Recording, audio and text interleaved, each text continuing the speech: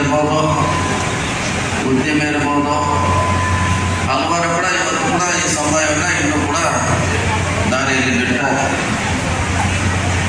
So ಸಮುದಾಯವನ್ನು ಜಾಗೃತಿ ಮೂಡಿಸಬೇಕು ಅನ್ನೋ ಕಾರಣಕ್ಕಾಗಿ ಈ ದಕ್ಷಿಣ ಜೈನ್ ಮಹಾಸಭಾ ಪ್ರಾರಂಭಗೊಂಡು ಹಲವಾರು ಅಧ್ಯಕ್ಷರು, ಒಂದ್ಸರಿ ಮಹಾರಾಷ್ಟ್ರದಾಗ್ತಾರೆ, ಒಂದ್ಸರಿ ಕರ್ನಾಟಕದಾಗ್ತಾರೆ. ಹಿಂದೆ ನಮ್ಮ ರಾವ್ ಕೂಡ ಸುಮಾರು ವರ್ಷ ಈ ಅಧ್ಯಕ್ಷರಾಗಿ ಬಹಳಷ್ಟು ಈ ಸಮಯವನ್ನು ಮೇಲೆತ್ತಕ್ಕೆ ತಮ್ಮ ಪ್ರಾಮಾಣಿಕ ಪ್ರಯತ್ನ ಮಾಡಿದ್ದನ್ನು ನಾವು ನೋಡಿದ್ದೀವಿ.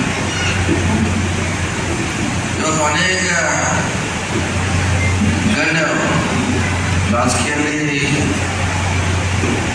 ಇದ್ದವ್ರಿಗಿರ್ಬೋದು, ಕೃಷಿಯಲ್ಲಿರ್ಬೋದು, ಉದ್ಯಮಿಯಲ್ಲಿ ಸಮುದಾಯ ಬೆಳಿಬೇಕಂತ ತಮ್ಮದೇ ಅಂತ ಕೊಡುಗೆಯನ್ನು ಕೊಡುವಂಥ ಪ್ರಯತ್ನ ಮಾಡ್ತಾರೆ. ಸೊ ನೀವೆಲ್ಲ ಬೆಳಿಬೇಕು, ಮುಖ್ಯವಾಹಿನಿಗೆ ಬರಬೇಕು. ಹಿಂದೆ ನೀವೆಲ್ಲ ಹೆಚ್ಚು ಕೃಷಿಗೆ ಆಧಾರಿತವಾಗಿದ್ದ ಸಮುದಾಯ. ಇವಾಗ ಕೃಷಿಯಿಂದ ನಾವು ಉದ್ಯಮಿಗೆ ಬರಬೇಕಾಗಿದೆ, ಉದ್ಯಮಿಯಿಂದ IT ಸೆಕ್ಟರ್ಗೆ ಬರಬೇಕಾಗಿದೆ, ಡಾಕ್ಟರ್ಗಳಾಗಬೇಕಾಗಿದೆ, ಇಂಜಿನಿಯರ್ಗಳಾಗಬೇಕಾಗಿದೆ.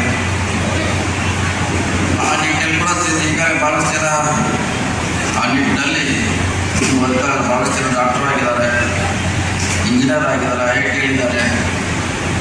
ವಿದೇಶಗಳಲ್ಲಿ ಕೂಡ ತಮ್ಮದೇ ಆದ ಬಿಸ್ನೆಸ್ ಮಾಡುವಂಥ ಪ್ರಯತ್ನ ಮಾಡ್ತಾರೆ. ಆದರೆ ನಿಮ್ಮ ಜೊತೆ ಯಾರೋ ಬಡವರು ಇದ್ದಾರೆ, ಅವರು ನಿಮ್ಮ ಜೊತೆ ಹೋಗುವಂಥ ಕೆಲಸ. ನಾವೆಲ್ಲ ಕೂಡ ಸರ್ಕಾರದ ಮೇಲೆ ಡಿಪೆಂಡ್, ಸರ್ಕಾರಿಗೆ ಪೂರ್ಣ ಪ್ರಮಾಣದಲ್ಲಿ ಸಹಾಯ ಮಾಡಲಿಕ್ಕೆ ಆಗೋದಿಲ್ಲ. ಸ್ವಲ್ಪ ಮಟ್ಟಿಗೆ ಸರ್ಕಾರ ಮಾಡಲಿಕ್ಕೆ ಸಾಧ್ಯ ಆಗುತ್ತೆ. ನಮ್ಮ ಜೊತೆ ಸಮುದಾಯ ಕೂಡ ಹೋಗುವಂಥ ಪ್ರಯತ್ನ ಮಾಡಬೇಕಾಗಿದೆ. ಬಹುಶಃ ಒಬ್ಬರಿಗೆ ಶಾಲೆ ಕಲಿಸಿದ್ರೆ ಆ ದೊಡ್ಡ ಸಾಧನೆ.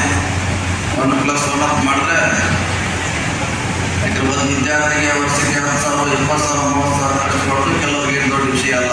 ನೀವು ಅವ್ರನ್ನ ಅಡಾಪ್ಟ್ ಮಾಡ್ಕೊಳ್ಬೇಕು, ಬಡವ್ರನ್ನ.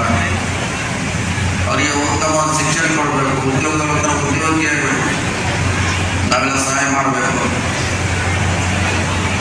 ಅಂದಾಗ ಮಾತ್ರ ನಾವು ಸಮಾಜವನ್ನು ಮೇಲೆತ್ತಕ್ಕೆ ಸಾಧ್ಯ ಆಗ್ತದೆ.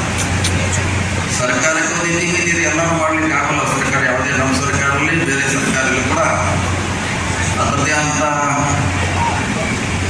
ಇತಿಮಿತಿ ಇದೆ.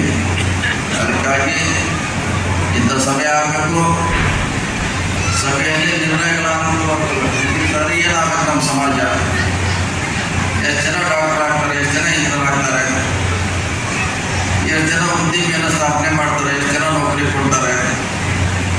ಅಸೆಸ್ಮೆಂಟ್ ಆಗಬೇಕು. ಆ ರೀತಿ 3 ವರ್ಷಕ್ಕೊಮ್ಮೆ ಬ್ಯಾಲೆನ್ಸ್ ಶೀಟ್ ಥರ ಇದು ಕಾರ್ಯಕ್ರಮ ಲಾಭ ಆಯಿತು, ನಷ್ಟ ಆಯಿತು ಅಂತ ಹೆಂಗೆ ಮಾಡ್ತೀವಿ, ಹಂಗೆ ಸಮುದಾಯ ಮೇಲ್ವೈತನದನ್ನು ಗುರುತಿಸುವಂಥ ಕೆಲಸ ಆಗಬೇಕು.